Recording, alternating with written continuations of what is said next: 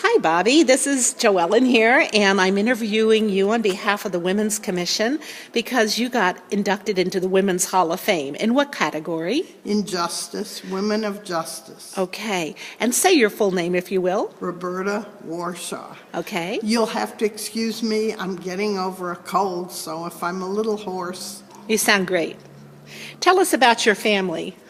Oh, I'm married to Paul Heiss, and I have 2 children, 5 grandchildren, 5 stepchildren, and 2 step-grandchildren. Wow, that's a big family. What did that come to in number? 17, I believe. I bet holidays around your house are phenomenal. Oh, they're fun. They're great fun. We have everyone usually for Thanksgiving. And I had a marvelous trip over Christmas when I took the whole family on a vacation. It was absolutely phenomenal. Where'd you go? Costa Rica. Wow, did you go swimming or what did you do? We hiked in the rainforest and saw all kinds of monkeys and toucans and animals. We had a fantastic time, walked on hanging bridges, went to a coffee plantation and a chocolate plantation, cocoa beans, and some of the more adventuresome people went zip-lining, and most of us went whitewater river rafting. They will never forget that. Oh, absolutely. That was a great experience for the family to bond.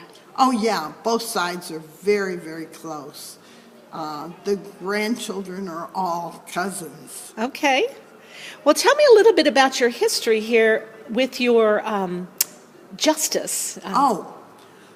It's mostly due to the fact that I'm a neighborhood mediator. Most of our referrals from Lebanon County Mediation Service come from the police, and we try to solve neighborhood disputes. And it's wonderful because having been a lawyer, I saw how litigation and arbitration cause dissatisfaction because the end result is one determined by someone else. In mediation, the people who are disputing find their own solutions and are usually happy. Nothing pleases me and surprises me more than when I sit down at a table with 2 angry people and an hour and a half later they're smiling, shaking hands, and some of the women have even been hugging because they learn to understand one another. And how long have you been doing this, Bobbie? It began, I believe, in 2000. So that's 14 years. Oh, yeah. And you've been in it since the beginning? Yes, yes. Okay. And what kind of an attorney were you? I worked in low-income housing primarily to develop affordable housing. Bless you. Pardon me. Affordable housing for those who couldn't really afford decent housing. It was in Chicago, where I lived in Evanston before I moved here. But it was in Chicago. I worked for an umbrella corporation, a nonprofit that had 32 mainly church-based neighborhood organizations, and we helped them in each neighborhood develop affordable housing. And I did the legal and the complex layering of financing. Oh, financing is really something. I did take a year off from that. I had gone to law school with Pat Quinn, who is now governor but was then the treasurer, and he made me director of housing so that he could give me some state funds that I was able to develop a program to aid in the layering of financing from the federal government, the local governments, and from charitable and banks. What an illustrious career. We're lucky to have you here in Lebanon. Oh, and, I have a great time here.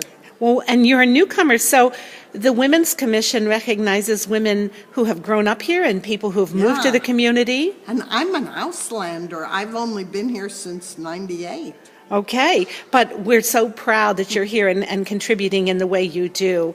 And I understand, too, that you have been involved in so many things like politics as well. Do you care to say anything about that? Oh, well, back in 1968, I first got involved in politics because I was passing out literature for Eugene McCarthy for president because I was against the Vietnam War. And I had my phone tapped by the Chicago police and the FBI, and I was so enraged that I've worked every election since then, although I'm getting tired now.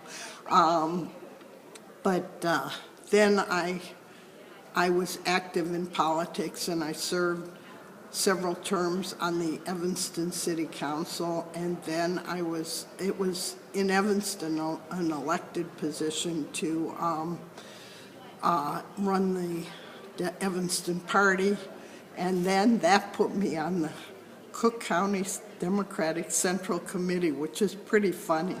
A friend of mine who's a judge there said, "You on the committee, that committee, it's like," well, maybe I shouldn't say this on tape, it's like putting a virgin into a whorehouse, because I was so squeaky clean, and they don't have that kind of reputation. But no, I had met Paul in '91, and although we couldn't live together till one of us retired, I wound up, we got married in '94, and I then retired a little early in '98 so I could move here and be with him. And that's when my term was over, and I thought, it's time. That's really nice. Well, let's see. If you had some words of wisdom for the young generation behind us, what would you say? Don't get locked into anything. The future is always open. Do work that you enjoy and that gives to society. Forget about the money. It will come if you're doing something worthwhile. I like that. And what makes you tick, Bobbie? Oh, now? Family and purpose and feeling worthwhile. I think a lot of women have come to that point in their lives where their family is the most important thing. Oh, it has, with age.